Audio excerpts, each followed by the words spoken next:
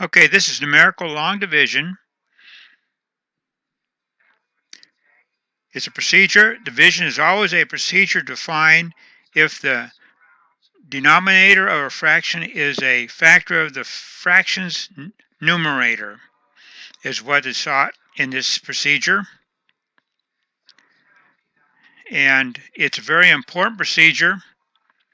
Now, division is used in either of these symbol setups. This is the example we're going to go through.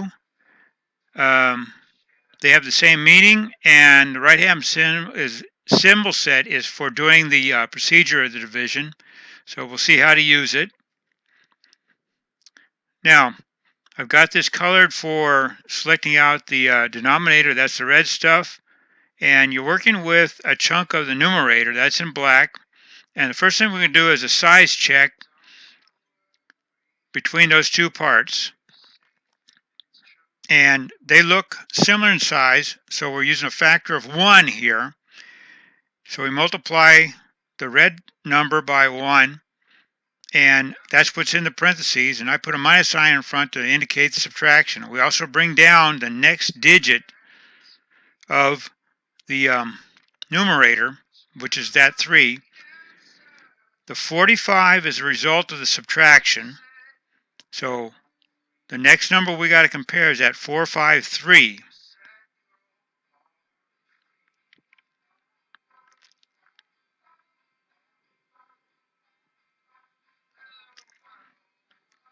And that's done here. It again was roughly the same size as the 372. So we just put 372 down there and brought down the 8 from the next number to get ready for the subtraction again. And the next slide is the result. 81 is the result of the subtraction. So 818 is the number we got to compare this next time. It's the third comparison. And that is a number that is around twice the size. So when it shows up, we use a factor of 2.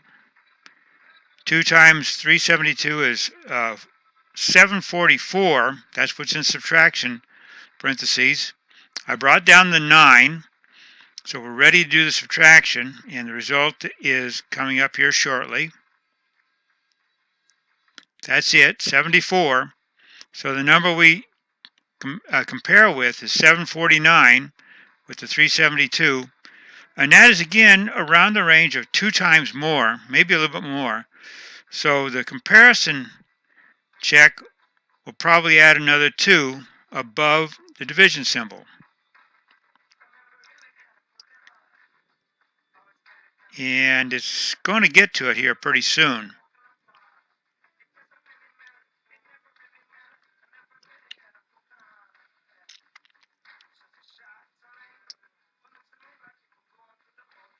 There it is.